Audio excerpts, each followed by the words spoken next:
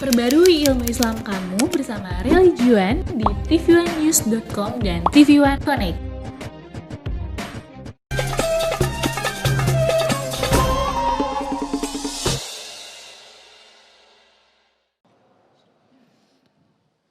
A'udzu billahi minasy syaithanir rajim. Bismillahirrahmanirrahim. Ya ayyuhalladzina amanu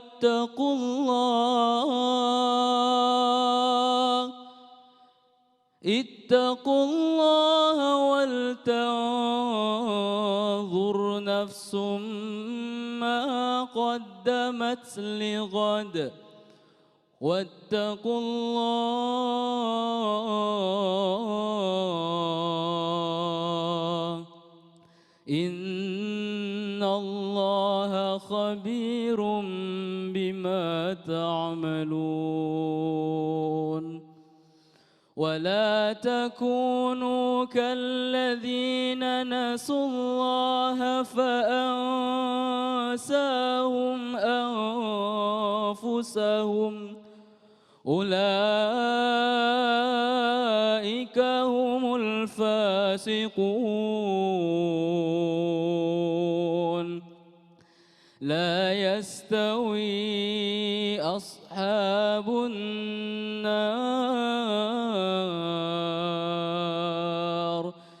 لا يستوي أصحاب النار وأصحاب الجنة أصحاب الجنة هم الفائزون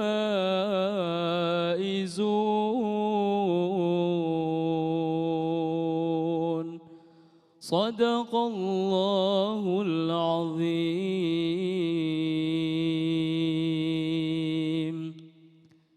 Assalamualaikum warahmatullahi wabarakatuh. Assalamualaikum warahmatullahi wabarakatuh. Alhamdulillahirabbil alamin. Allahumma shalli ala sayyidina Muhammad wa ala ali sayyidina Muhammad. Segala puji bagi Allah yang kembali mempertemukan kita dalam majelis ilmu Damai Nusaku yang disiarkan dari Masjid An-Ni'mah Citra Grand Cibubur.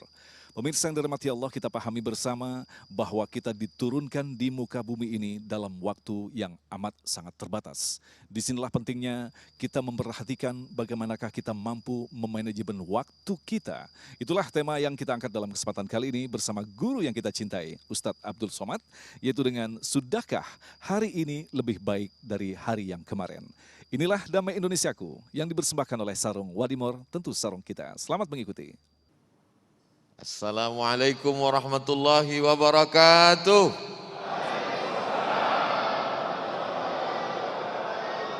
Apa kabar semua jamaah, sehat? Sudahkah hari ini lebih baik dari hari kemarin? Itu judulnya.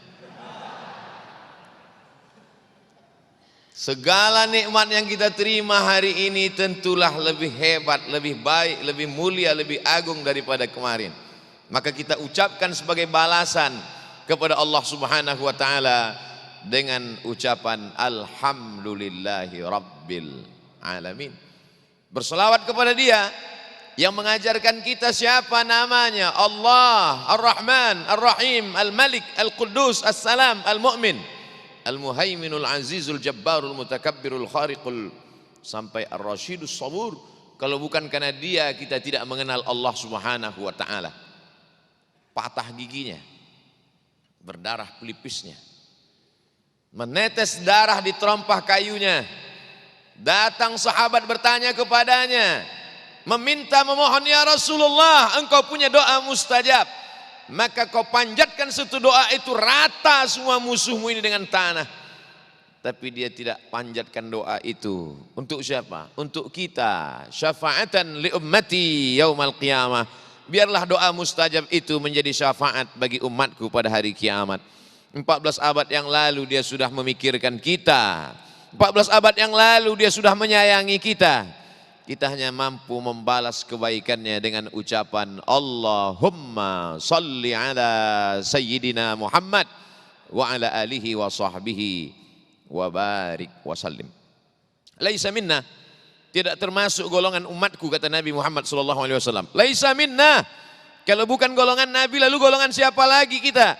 Man lam yarham saghirana, tidak sayang kepada anak-anak kecil, anak-anak muda. Walam ya'rif syarafa kabirina, tidak hormat kepada yang tua, tokoh masyarakat, alim ulama, para kiai, para ustaz, tuan guru. Mudah-mudahan dipanjangkan umur mereka, amin. Matta'anallahu bituli umurihi, dengan panjangnya umur mereka maka kita mendapatkan barokah ilmu, barokah amal, bisa beramal soleh bersama mereka. Dan anak-anak muda kita doakan mudah-mudahan mereka selamat dari perbuatan zina, selamat dari perbuatan keji dan mungkar. Mereka adalah harapan masa depan. Syubbanul yaum, anak muda hari ini. Rijalul ghad, mereka adalah para pemimpin masa depan, esok hari. Samakah antara hari kemarin, pagi tadi, siang, malam? Maka sesungguhnya tidak sama itu semua. A'udzubillahi minasyaitonir rajim. Wa tilkal ayyamu nudawiluha bainan nas. Demikianlah hari demi hari itu kami pergantikan, silih berganti di hadapan manusia. Hari berubah menjadi pekan, pekan menjadi bulan, bulan menjadi tahun, tahun menjadi windu, windu menjadi abad. Untuk apa dipergantikan Allah? Liya'lamallahu alladhina amanu. Allah ingin menguji siapa yang imannya tetap istiqamah. Wa yattakhidha minkum syuhada. Allah ingin melihat siapa yang matinya sebagai mati syahid. Tak sama antara tahun lalu dengan tahun ini. Tidak sama antara pekan lalu dengan pekan ini. Ini dipergantikan Allah terus menerus. Jadi kalau ada orang beranggapan, kenapa kamu belum taubat? Kenapa kamu masih maksiat? Kenapa kamu belum taat? Kenapa masih terjebak pada dosa? Esok kan masih ada. Tidak dapat dijemput ulang yang lalu sudah lewat itu, hai saudaraku. Lan tarji'al ayyamul lati madat, kata pepatah, kata-kata hikmah. Lan, tidak akan selamanya. Tarji'al ayyam, hari-hari yang sudah berlalu itu tidak akan terulang kembali. Meneteskan air mata darah kita meminta kepada Allah, balikkanlah hari yang lalu. Jangankan tahun yang lalu, sedangkan pagi, petang tak dapat diulang pada waktu malam, sedangkan subuh tak dapat diulang pada waktu duha. Maka setiap waktu itu ada manfaatnya, ada fadilahnya, ada keutamaannya. Oleh sebab itu Allah Subhanahu wa taala bersumpah dalam Al-Qur'an demi makhluk yang besar, yang hebat, yang gagah dan perkasa. Wasyamsi wa du'aha, demi matahari. Wan najmi idza hawa, demi planet-planet, bintang-bintang. Wal qamari, demi bulan. Tapi ada saatnya Allah bersumpah demi hari-hari, demi waktu. Bukan demi hari Senin, Selasa, Rabu, Kamis, tapi demi waktu yang ada di dalam hari-hari itu. Allah bersumpah menunjukkan dia besar, dia hebat, dia tanggung jawab yang akan dituntut di hadapan Allah Subhanahu wa taala. Dari mulai fajar Allah bersumpah, wal fajri wa layalin ashr. Masuk waktu subuh Allah bersumpah, was subhi idza tanaffas. Naik matahari setinggi sepenggalah Allah bersumpah, wadduha wal laili idza saja. Pada waktu siang matahari panas terik Allah bersumpah, wan nahari idza tajalla. Pada waktu petang matahari condong Allah bersumpah, wal asri innal insana lafi khusr. Pada waktu malam Allah bersumpah dua kali, wal laili idza saja wal laili idza yaghsha.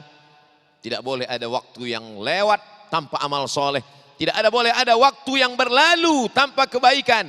Karena pertanyaan yang pertama yang akan ditanya di hadapan Allah, la tus'alunna yauma idzin 'anin na'im. Kamu pasti akan ditanya tentang apa? Naim, semua kenikmatan.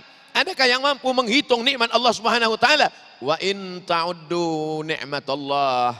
Kalau kamu mau hitung nikmat Allah, la tuhsuha. Kamu tak akan sanggup untuk menghitungnya.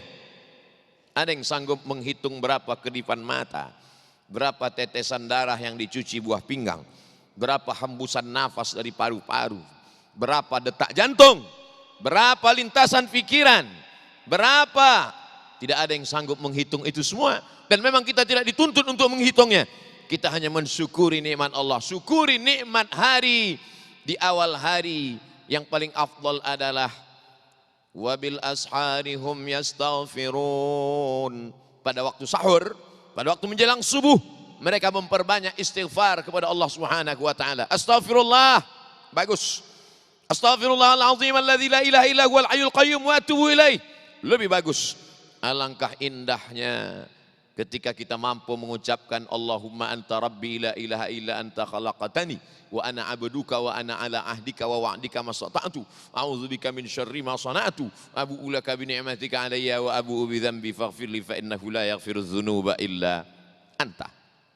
Di antara sekian banyak yang akan ditanyakan, tapi pertanyaan yang paling mendasar, la tazulu qadama 'abdin, kaki manusia tidak akan bergeser, dia akan tetap tegak berdiri menjawab pertanyaan-pertanyaan Allah Subhanahu wa taala.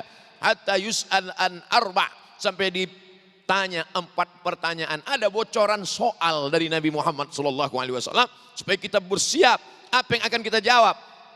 Berapa hartamu? Nanti. Apa jabatanmu? Nanti. Pertanyaan pertama yang akan ditanya adalah an umrihi fima afna. Umur, kemana saja kau habiskan? Umur, usia. Umur, waktu.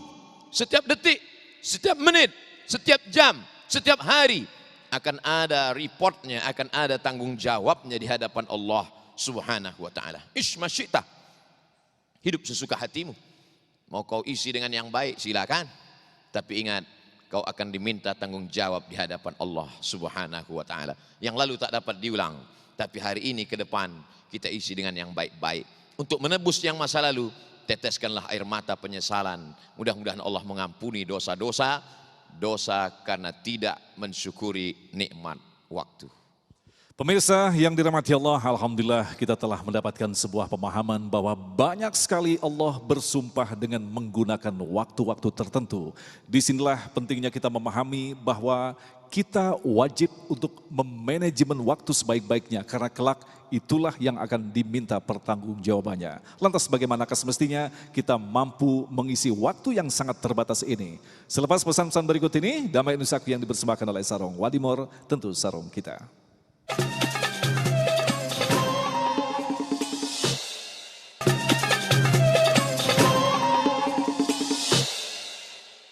Sekarang kita akan bahas bagaimana setiap waktu itu jangan sampai ada yang kosong, hampa, tak bernilai. Seperti orang yang memanen padi menguning di tengah sawah. Oh, indahnya. Begitu benih padi disemai tumbuh hijau. Setelah itu ditanam hujan deras. Lalu kemudian cantik padi menguning. Selamat dari hama, selamat dari wabah, selamat dari wereng. Rumput-rumputnya sudah dicabut, dipanen, petani bahagia luar biasa. Tapi alangkah kecewanya ketika ternyata dibuka satu persatu padi itu hampa kosong. Tidak ada berasnya di dalam. Kenapa? Begitulah agaknya kekecewaan. Kita selalu diajak, hayya 'alal falah.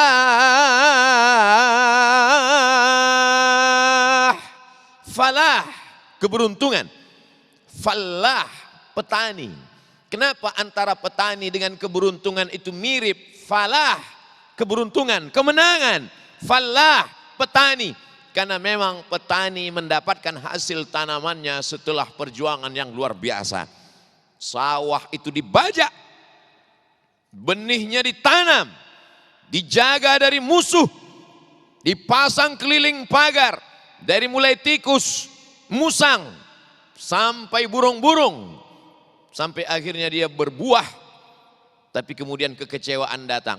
Begitulah agaknya orang yang mendapatkan usia tapi tidak bernilai di hadapan Allah Subhanahu wa taala. Rumah, tempat kerja, warung kopi, minum-minum sejenak, hidup dengan permainan. Maka kita diingatkan, innamal hayatud dunya, sesungguhnya kehidupan itu la'ibun, hanyalah permainan semata. Walahwun, hanyalah senda gurau. Semua permainan akan berakhir, ada masa puasnya, jenuh. Semua senda gurau akan berakhir. Tertawalah terbahak-bahak sampai masanya kau akan muak, bosan, dan kau akan menghadap Allah Subhanahu wa taala. Maka jangan sampai ada yang kosong. Bagaimana kita mengisinya dengan baik?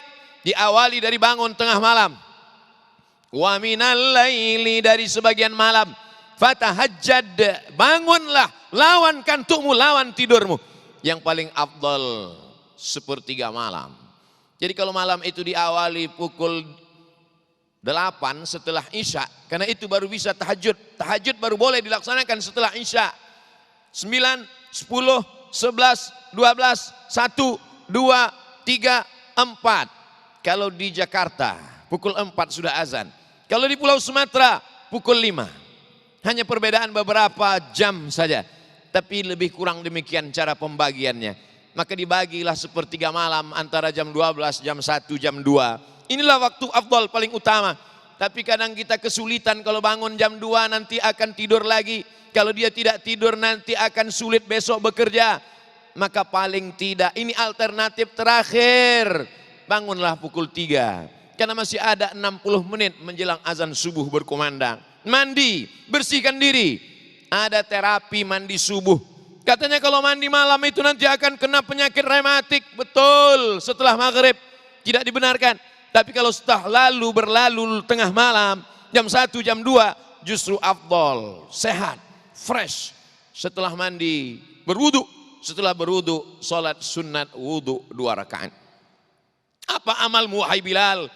Sami'tu dafana alaika baina yadayya fil jannah. Aku dengar suara gesekan sendalmu di surga. Apa amalmu wahai Bilal? Bilal menjawab, aku tidak pernah meninggalkan sholat sunat 2 rakaat setelah wudu.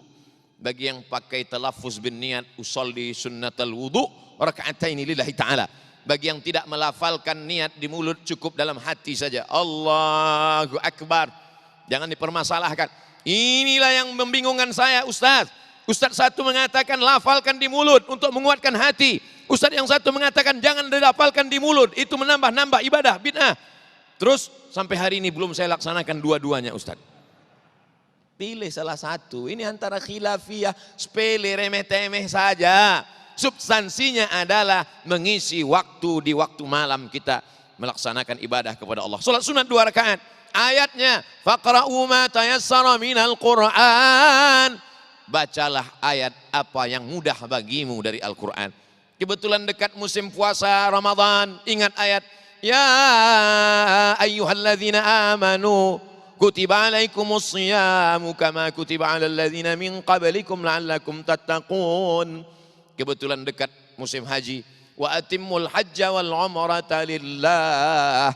Kebetulan ingat tetangga belum bayar hutang. Ya ayyuhalladzina amanu idza tadayantum bidainin ila ajalin musamman faktubuh. Kamu kalau tengah malam apa yang selalu kamu ingat? Qul huwallahu Pak Ustaz. Ya udah baca itu aja.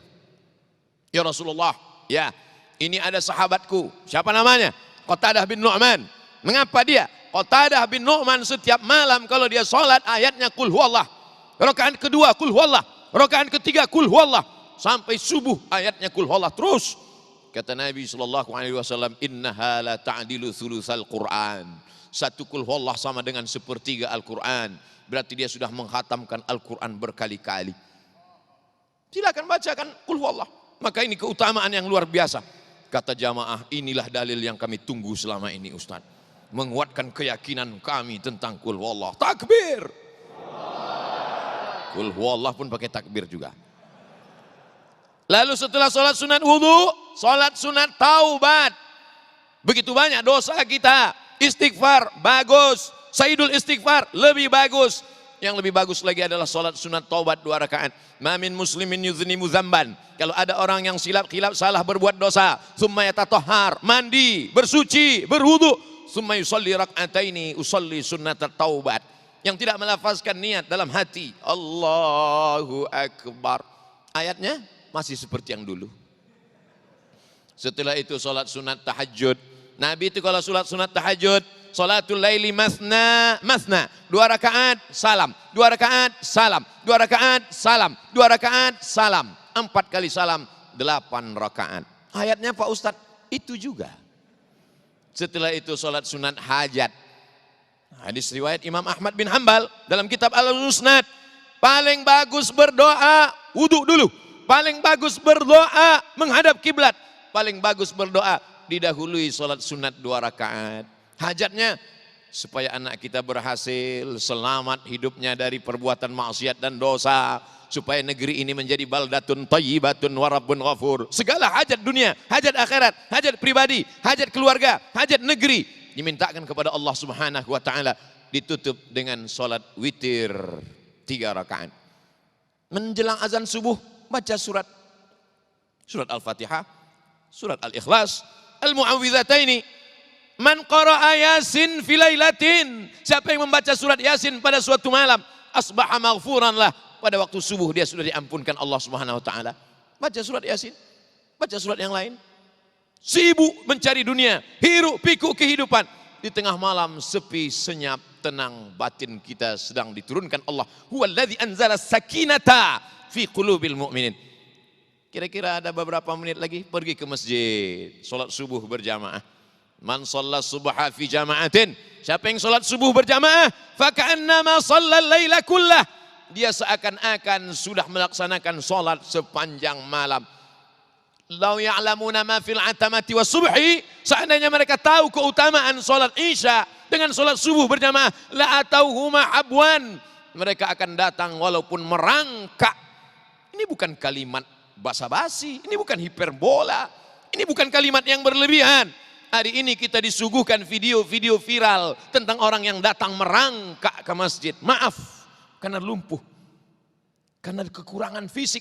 Fisik mereka kurang, badan mereka kurang, tapi hati mereka sempurna. Berbeda dengan kita, fisik kita sempurna, ternyata hati kita kurang. Isi terus, itu baru malamnya. Bagaimana dengan siangnya? Ibadah bukan hanya sholat, zikir, baca Quran. Berangkat ke tempat bekerja, mencari nafkah yang halal. Bismillahirrahmanirrahim. Wa'tasamtu billah, la haula wala quwata illa billah. Maka tempat bekerjanya itu pun bernilai ibadah. Tidak ada satupun yang kosong, hampa. Dari rumah ke tempat bekerja, yang bawa sepeda motor, yang bawa mobil, bertasbih. Radio yang didengar, dakwah. Lagu yang didengar, religi. Apapun yang dia lihat, apapun yang dia dengar, maka semuanya adalah bernilai ibadah, ibadah, ibadah. Jangan kosong dari ibadah. Pemirsa yang dirahmati Allah, nasihat yang baru saja kita dengarkan bersama tadi memberikan gambaran kepada kita, mustahil kita tidak mengisi waktu-waktu yang disiapkan oleh Allah dalam 24 jam. Itulah orang-orang yang mampu untuk mengisi waktu dengan ibadah. Dan sesungguhnya di setiap masa, di setiap zaman, dan di setiap tempat Allah menurunkan utusannya kepada umat-umat tertentu untuk mengingat pentingnya waktu. Selepas pesan-pesan berikut ini, damai Indonesiaku.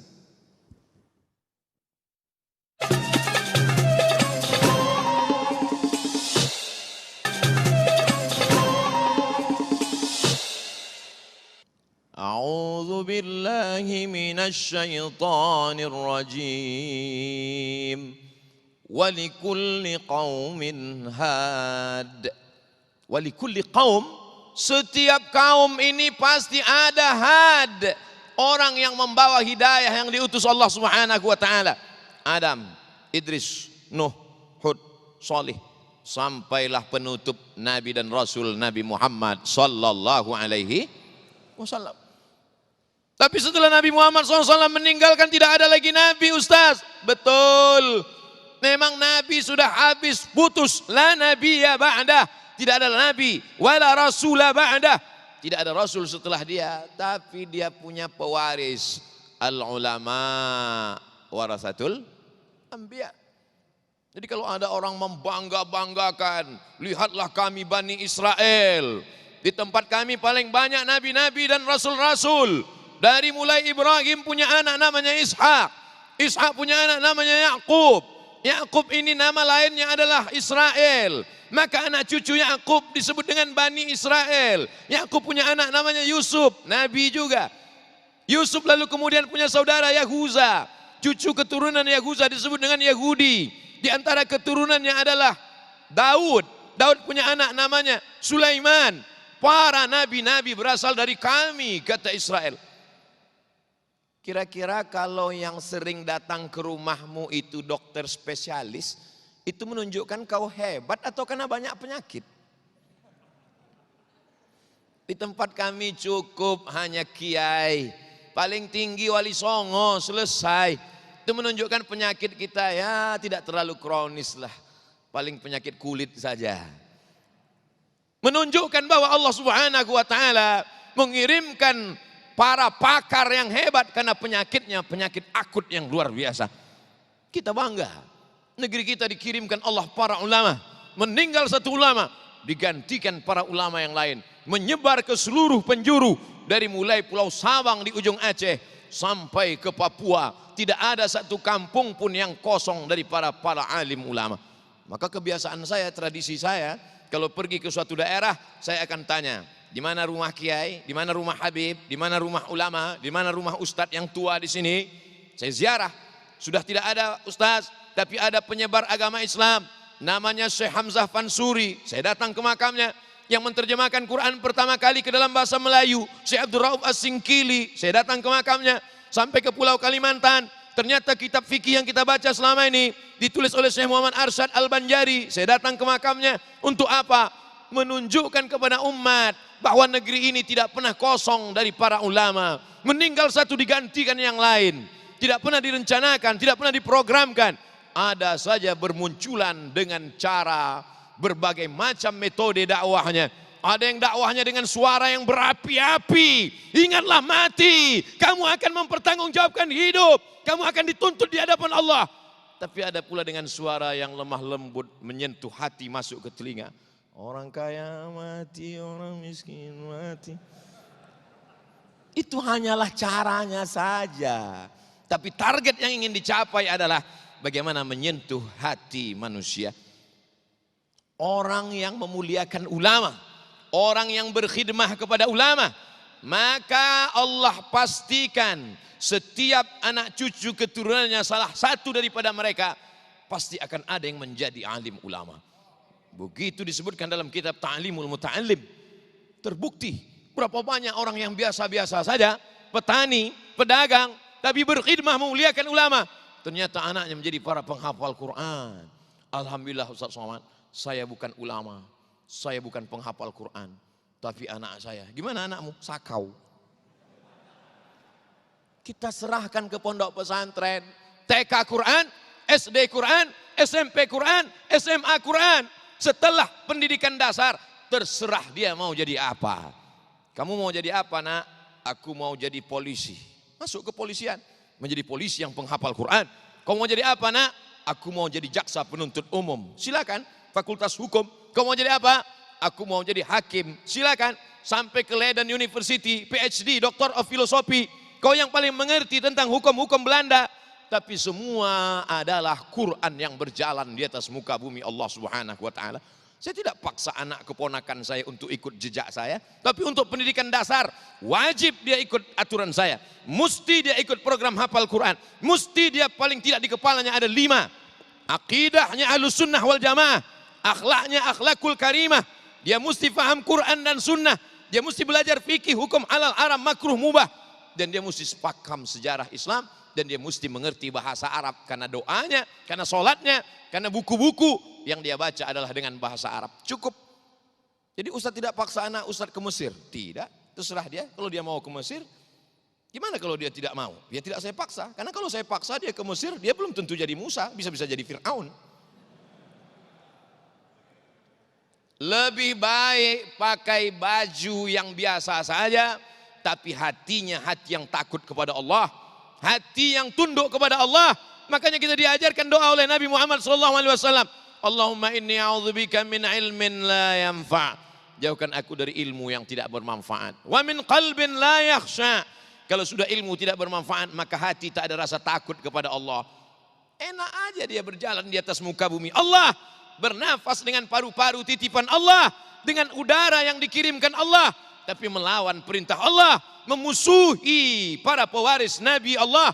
Mana itu Allah? Mana itu bala? Mana itu musibah? Padahal sebenarnya Allah sedang menunda azabnya. Azab yang tertunda disebut dengan istidraj. Azab yang tertunda. Allah Maha Kuasa, tapi Allah menunda azab itu. Sanastadrijuhum min haitsu la ya'lamun. Kami menunda azabnya, mereka tidak sadar. Wa umli lahum, aku ulur umurnya panjang, aku ulur badannya sehat, aku ulur kekuasaannya, aku ulur anak-anaknya, aku ulur. Inna kaidi matin, tipu dayaku amat sangat kuat. Yukhadi'un Allah, mereka merasa menipu Allah, wa huwa khadi'uhum, padahal Allah lah yang sedang mempermainkan mereka dengan tipu daya. Inilah yang disebut dengan nikmat. Casingnya azab, isinya laknat berbaju nikmat. Ini yang paling kita takutkan. Ada orang yang sakit terbaring di rumah sakit ruang ICU, tapi tangannya bertasbih subhanallah walhamdulillah wala ilaha illallah wallahu akbar.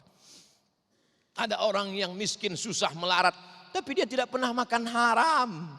Laknat di atas laknat adalah badanmu sehat, kau masih diberikan waktu untuk hidup, tapi tidak dipakai untuk beramal soleh. Itulah yang sesungguhnya laknat.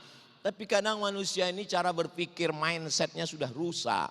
Ketika aku sehat, aku dapat nikmat. Ketika aku punya uang, aku dapat nikmat. Ketika aku ada jabatan, aku dapat nikmat. Ketika aku sakit, berarti aku kena azab. Ketika aku menjadi miskin, berarti kena azab. Kalla. Kalla. Tidak demikian kata Allah. Ammal insanu idza mabtalahu rabbuhu. Ada sebagian manusia ini ketika dia diuji Allah Ta'ala, disempitkan rezekinya, dia berkata, fayaqulu rabbi ahanan. Allah sedang menghinakan aku. Tidak begitu caranya. Boleh jadi dalam sakitmu itu Allah sedang mengangkat derajatmu. La yusibul mu'min min nasabin, wala wasabin, wala saqamin, wala syaukin yastakuha. Gundah gulana, risau, galau, sakit, duri menusuk tapak kaki. Sebenarnya Allah sedang membersihkan setiap salah dan dosa-dosa. Makanya kita husnuzan. Ini kadang kita pulang dari rumah sakit, gimana keadaan si Anu? Kelihatannya su'ul khotimah. Dia boleh jadi sudah bertobat dan dosanya diampunkan Allah, sedangkan su'uzon kita akan kita bawa sampai menghadap Allah. Uzkuru mahasina mautakum, sebutlah yang baik-baik saja. Gimana kau lihat jenazah Ustaz Somad tadi? Hitam wajahnya. Memanglah aku hitam. Ya ayyuhalladzina amanu, orang beriman, ijtanibu katsiran minadh-dhann. Jangan kau isi waktumu dengan buruk prasangka jelek kepada hamba-hamba Allah. Pemirsa yang dirahmati Allah, dalam segmentasi berikutnya nanti kita akan menyaksikan bagaimanakah kerugian orang-orang yang tidak mampu memanfaatkan waktu secara terbatas yang diberikan oleh Allah di muka bumi ini. Tetaplah bersama kami, Damai Indonesiaku.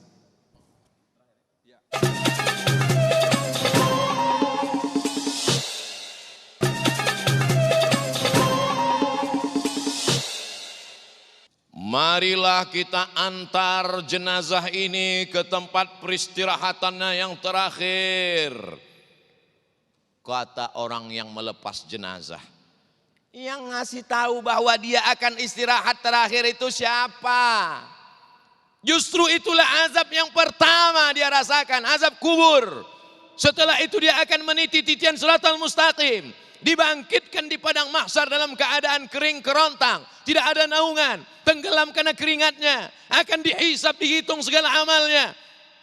Mana nikmat itu? Nikmat hanya bagi orang yang sempat beramal amal soleh. Jadi kematian bukan istirahat saudaraku, kematian bukan akhir dari segalanya. Justru kematian itulah garis start awal dari segalanya. An-nasu niyam, kata Sayyidina Ali. Manusia ini semuanya tidur. Walamma matu intabahu. Ketika mereka mati, keluar roh dari jasad, intabahu. Mereka pun baru tersadar. Nabi Yunus alaihi salam ditelan oleh ikan. Dia di dalam perut ikan itu. Apa yang dilakukan Nabi Yunus alaihi salam? dia gerakkan kakinya. Ketika dia lihat kakinya bergerak, di situ dia sadar bahwa dia masih hidup dan dia langsung bersujud. Dan apa kata dia? La ilaha illa anta subhanaka inni kuntu minaz zalim. Makanya nanti kalau malam pertama kali gerakkan kaki. Kalau masih bergerak, alhamdulillah. Kalau pada waktu malam kau buka mata masih nampak jam dinding, melompatlah dari tempat tidur, ambillah wudhu. Kalau suatu malam kau terbangun buka mata karena handphone masih berbunyi, bangunlah. Ada masanya nanti ketika kau terbangun gelap, tiba-tiba kau dengar suara marabbuka. Saat itu apa yang akan kau katakan? Laula akhartani ila ajalin qarib. Berilah aku tenggat masa waktu tambahan walaupun hanya sejenak, sesaat, semenit, sedetik ya Allah. Kalau aku beri engkau kehidupan tambahan, kau mau apa? Fa'asaddaqa, aku mau bersedekah. Wa akum minas salihin. Aku mau bersedekah, aku mau wakaf tanah masjid, aku mau makmurkan masjid. Umur tidak bisa ditambah. Umur bukan isi ulang. Umur bukan paket. Idza jaa ajaluhum, kalau ajal sudah sampai, la yastakhiruna sa'atan, tak dapat ditunda walau sesaat, wala yastaqdimun, tak pula dapat dimajukan walaupun sesaat. Sampai masanya matamu yang selama ini tidak melihat neraka jahanam. Mana malaikat Malik itu? Mana neraka itu? Mana malaikat maut itu? Sombong, angkuh, gagah, perkasa karena hidup di atas muka bumi Allah. Sampai masanya kau akan tua. Sampai masanya kau akan sakit. Sampai masanya kau akan mati. Mana Fir'aun? Mati. Mana Qarun? Mati. Mana Bal'am? Mati. Mana Namrus? Mati. Semua akan menghadap Allah Subhanahu wa ta'ala. Sampai masanya matamu akan melihat neraka Allah, mendengar azab Allah. Lalu mereka berkata, diceritakan dalam Al-Quran, Rabbana absarna, mata kami sudah melihat azab. Wa sami'na, telinga kami sudah mendengar azab. Farji'na na'mal salihah, balikkan lagi kami ke dunia, kami ingin beramal saleh. Inna muqinun, kami yakin seyakin-yakinnya. Saat itu keyakinan tak lagi bermakna. Di mana keyakinan bermakna? Di sini keyakinan bermakna. Tidak nampak, tidak pernah dilihat, tidak bisa ditangkap dengan panca indera. Itulah iman. Itulah akidah. Itulah tauhid. Kalau bisa dilihat dengan mata, bisa disentuh dengan tangan, itu materi, benda. Tapi pada saatnya kita akan dihadapkan bahwa yang materi ini akan sirna dan yang tidak nampak itulah menjadi nyata. Ketika sekarang inilah yang nyata. Mobil nyata, rumah nyata, jabatan nyata. Sedangkan akhirat hanya fiksi semata. Tapi nanti sampai masanya neraka itulah yang nyata. Surga itulah yang nyata. Amal solehmu yang nyata. Dan semua yang nyata sekarang hanya tinggal kenangan semata. Memang sulit untuk meyakinkan lalat bahwa bunga harum semerbak daripada bangkai. Bukan hadis Nabi, dapat di grup WhatsApp. Jadi kalau ada ulama, ada kiai, ada ustadz, ada tuan guru mengatakan, jangan larut dengan dunia, isilah dengan amal-amal soleh. Alah kata-kata yang diulang semata. Kami sudah mendengar itu sejak kami kecil. Fadzakir, berikan peringatan. Inna fa'ati dzikra, karena peringatan itu bermanfaat. Wa tawasau bil haq, wa tawasau bis sabr, saling ingat mengingatkan. Orang yang paling rugi adalah orang yang pernah hidup di atas muka bumi Allah, tapi tak pernah mengajak hamba Allah kepada jalan Allah. Ayyahdiyallahu bika rajulan wahidan. Satu orang dapat hidayah karena mulutmu, satu orang dapat petunjuk karena lisanmu. Khairum min humurin na'am, lebih baik daripada unta merah termahal, kendaraan terhebat. Khairum minad dunya wa ma fiha, lebih baik daripada dunia dan seisinya. Saya bukan ustadz, saya tidak profesor doktor LCMA, saya hanya orang biasa. Mengajak orang ke jalan Allah tidak perlu profesor, doktor, kiai, tuan guru. Ngajak sholat. Kalau kau pemimpin perusahaan, kau ajak karyawanmu sholat berjamaah. Kalau kau kepala dinas, kepala badan, kepala kantor, kau pakai jabatan kekuasaanmu untuk mengajak orang ke jalan Allah. Dalam satu hembusan nafasmu kau sedang bekerja untuk negara, tapi kau juga sedang beramal untuk menolong agama. Intan surullah, kalau kau tolong agama Allah, yang surkum. Bapak bisnis apa sekarang? Alhamdulillah saya bisnis emas dan intan Pak Ustaz. Hebat sekali, emas dan intan. Iya, emasnya apa? Masjid. Intannya intan surullah. Mengajak orang ke rumah Allah Subhanahu wa taala, mengajak anak, menenteng tangan anak, membawa ke pintu masjid, mengajarkan kalau masuk sini kaki kanan nak. Sampai di sini kau bacakan Allahumma aftah li abwaaba rahmatik. Jangan langsung duduk salat sunat tahiyatul masjid nak. Simple, sederhana, kecil, remeh-temeh.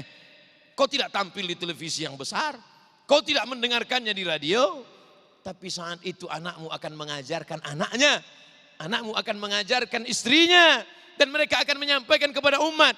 Itulah yang dikatakan Nabi, putus mobilmu, putus rumahmu, putus jabatanmu, putus hartamu, putus, tapi ada yang tetap mengalir. Apa dia? Ilmun yuntafa'u bih. Berapa banyak orang yang hafal doa, hafal doa makan, hafal doa minum, hafal doa masuk WC, hafal doa masuk masjid, tapi tidak pernah berdoa sama sekali. Doa bukan untuk dihafal. Berapa banyak orang yang nilai akhlaknya A, nilai akhlaknya tinggi, tapi tidak berakhlak. Kamu jurusan apa? Jurusan akhlak. Kenapa tidak berakhlak? Akhlak untuk ujian aja. Akhlak adalah segala tatap mata, bisikan hati, perbuatan kita. Addabani Rabbi fa ahsana ta'dibi. Akhlak yang paling baik adalah akhlak yang diajarkan Allah kepada Nabi Muhammad sallallahu alaihi wasallam. Setiap detik, setiap menit, setiap hari, maka tidak boleh kosong daripada amal-amal saleh. Baik, pemirsa yang dirahmati Allah, insya Allah pertanyaan-pertanyaan yang sesaat lagi akan dijawab oleh guru kita ini akan semakin melengkapi khasanah pemahaman kita bagaimanakah sesungguhnya kita harus memanfaatkan waktu di dunia ini. Tetaplah bersama kami, Damai Indonesiaku.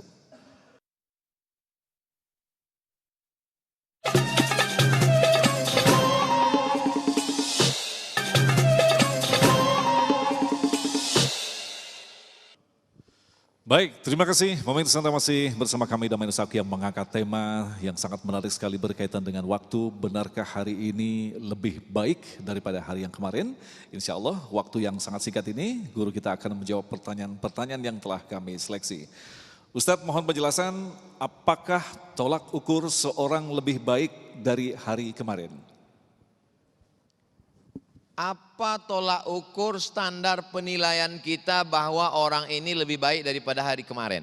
Apakah karena pendapatannya bertambah?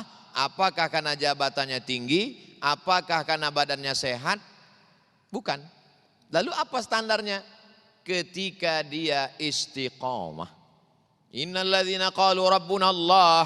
Orang yang berkata Rabbku Allah, summa istaqamu, istiqamah dia.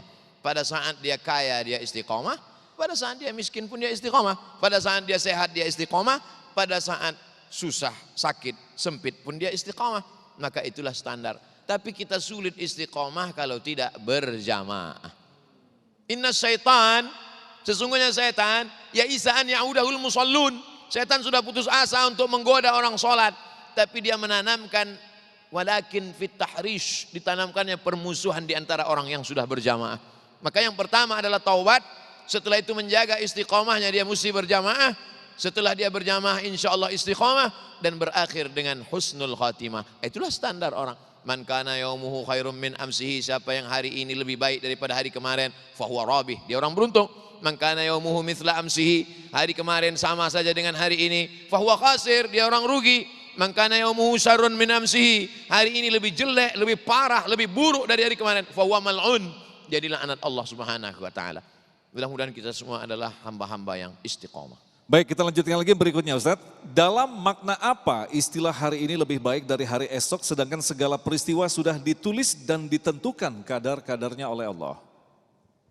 Memahami konsep takdir, maka umat ini banyak melepaskan ayat-ayat takdir dari kehidupan Nabi Muhammad sallallahu alaihi wasallam. Jangan lepaskan ayat dari konteksnya, tapi lihatlah bagaimana Nabi dan sahabat memahami takdir. pada tahun kedua hijrah, perang Badar. Nabi naik kuda 150 km dari kota Al-Madinah Al-Munawwarah menuju lokasi perang Badar. Apakah Nabi hanya duduk dan tidur saja? Ketika ditanya oleh sahabat, ya Rasulullah, kita nggak ada usaha. Nggak usah usaha, udah tertulis di Lauhil Mahfuz kita menang kok. Nggak begitu, penuh dengan strategi. Nabi memilih tempat berkemah dekat oase, tempat air. Kenapa di dekat oase? Karena kalau kita berkemah di dekat tempat oase persediaan air, berarti kita sudah menang 1-0. Karena musuh pasti kehabisan air, haus dan dia kalah. Pagi-pagi Nabi habis sholat subuh langsung berbaris, menyusun barisan. Disusun barisan di tempat terbitnya matahari. Supaya apa? Karena kalau menyusun barisan di terbit matahari, musuh di sana, maka mata musuh akan silau, kalah 2-0. Lalu kemudian diamati, diintai. Mereka pasti mencari air. Malam itu ada di antara musuh yang mencari air. Tangkap, tanya dia, berapa jumlah kamu? Kata yang mencari air itu, saya tidak tahu jumlah tentara kami berapa, karena kami cuman tukang masak, koki.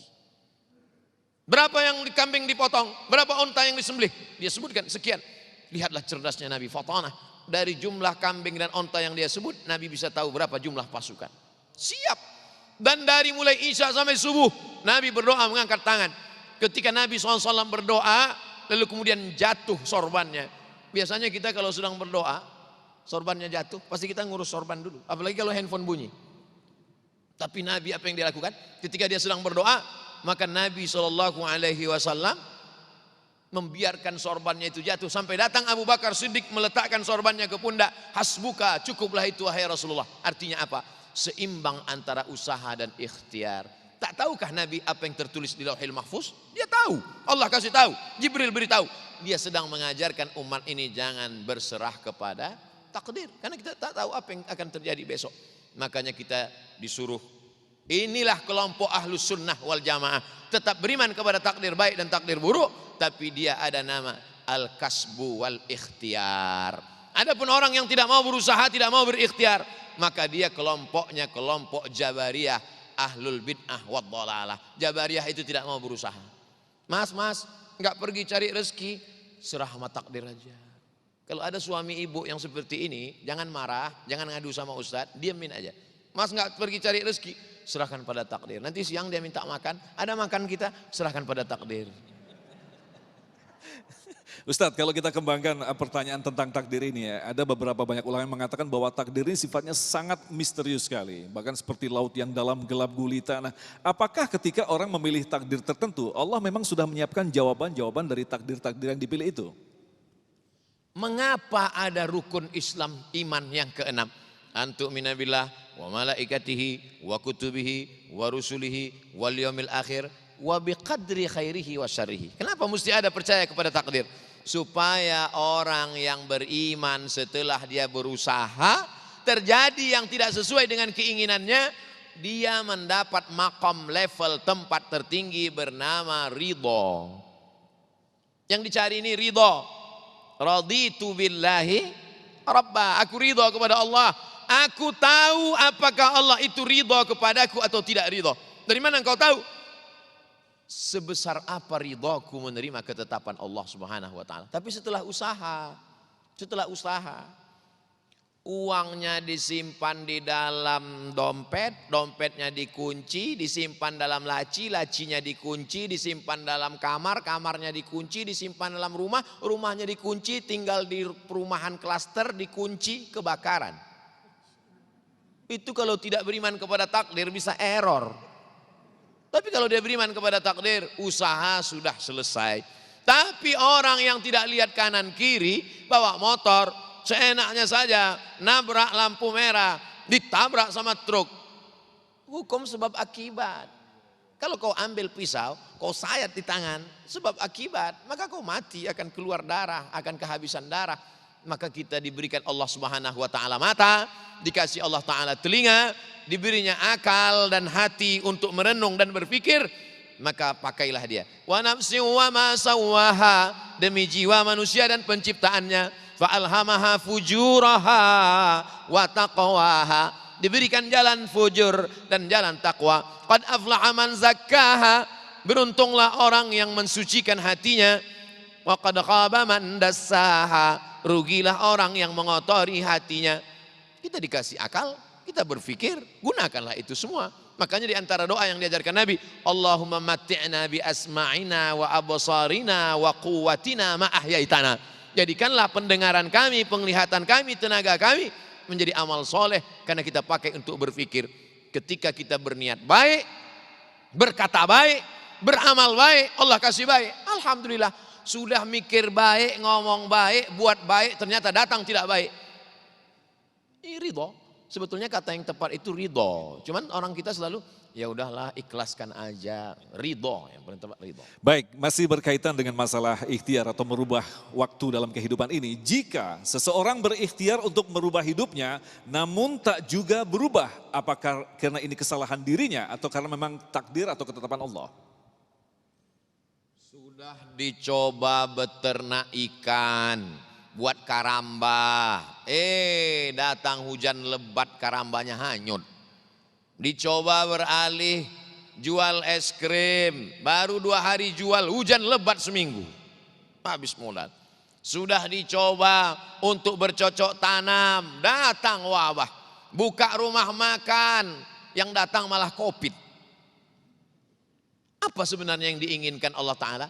Allah ingin engkau beramal. Amalmu mana? Ya usaha itu. Tapi ada amal yang lain. Amal badanmu berusaha. Buat karamba, itu amal. Buka rumah makan, itu amal. Tapi ada amal yang lain, bukan amal badan. Amal apa? Amal hati. Amal hatimu apa? 2. Pertama, ridho. Yang kedua, tawakal kepada Allah Subhanahu wa Ta'ala. Man lam yasbir bi balai, siapa yang tidak sabar menerima bala. Walam yardha bi qada'i, yang tidak ridha menerima takdirku. Falyatlub rabban siwaya, carilah Tuhan selain aku.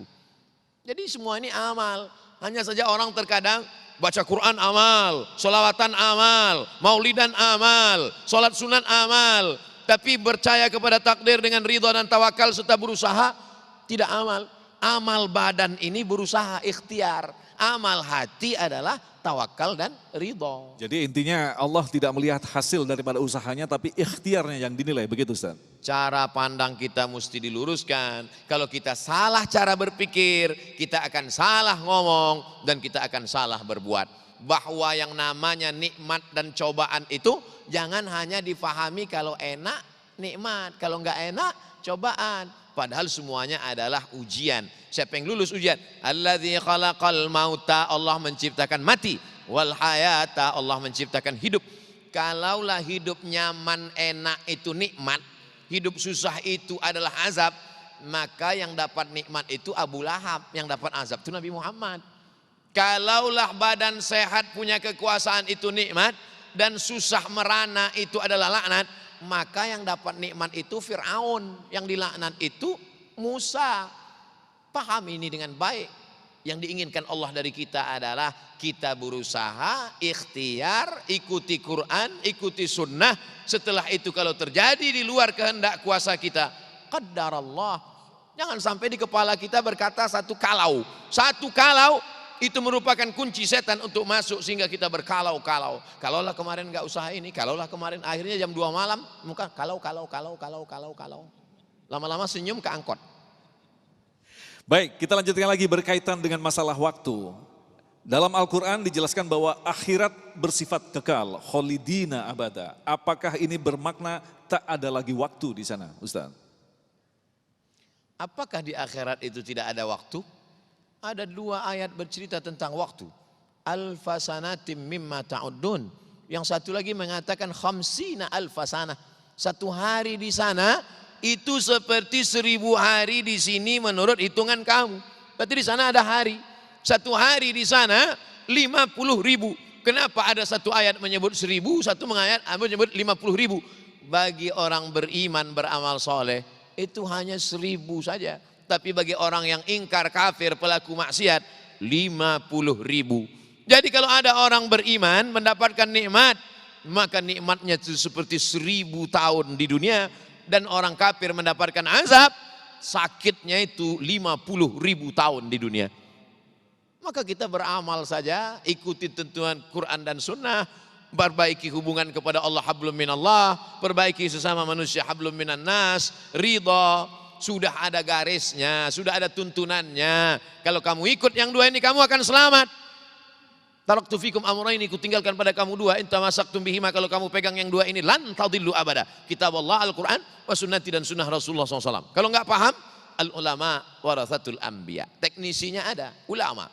Juklak buku katalognya ada, Quran dan sunnah Rasulullah SAW.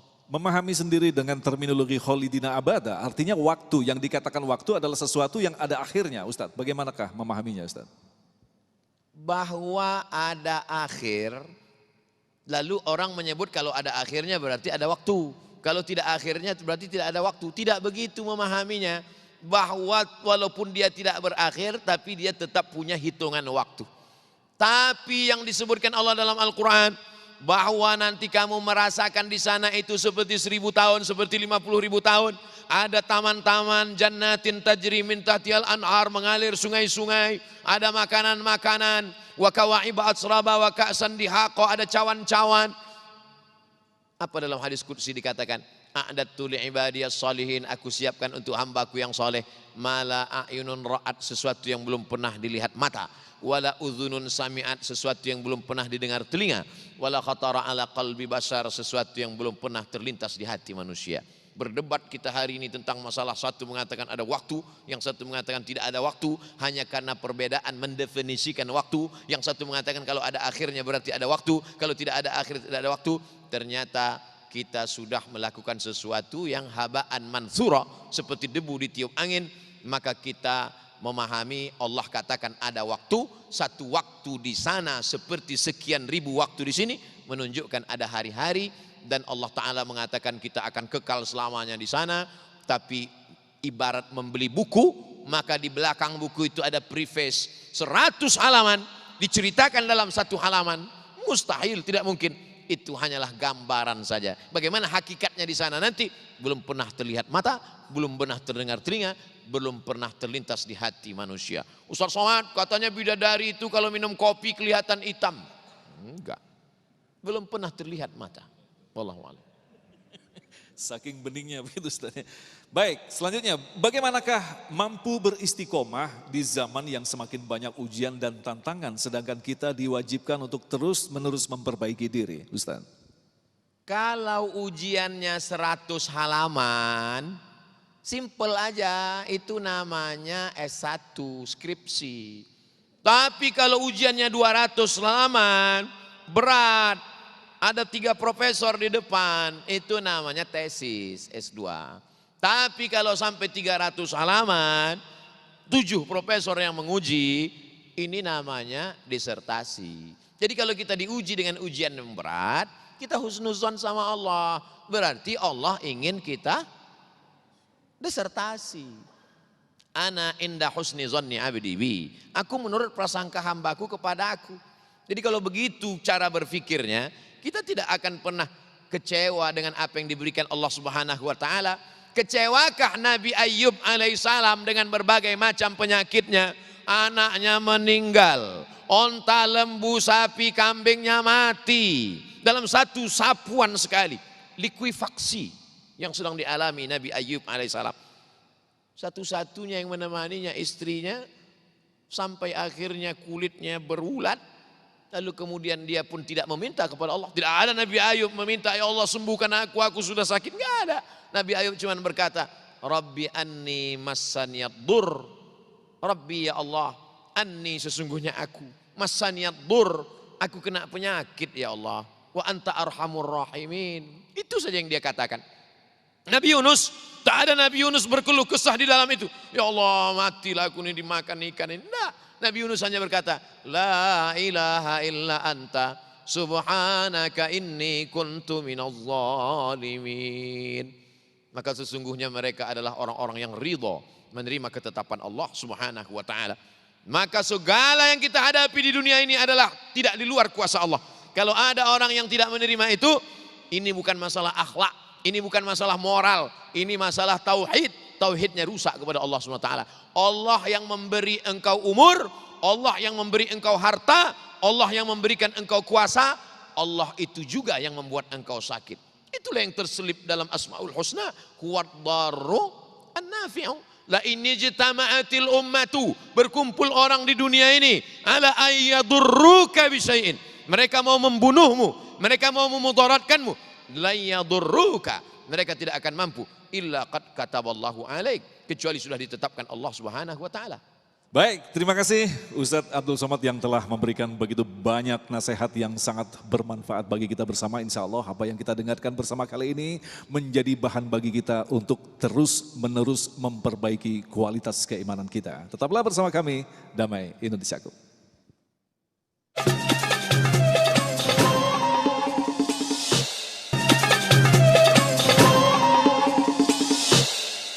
Alhamdulillahirrabbilalamin. Pemirsa yang dirahmati Allah, dalam kesempatan kali ini kita telah mendapatkan sebuah pemahaman penting betapa pentingnya kita mengisi waktu dengan ibadah. Dan jangan pernah menyia-nyiakan waktu yang diberikan oleh Allah di muka bumi ini dalam waktu yang amat sangat terbatas.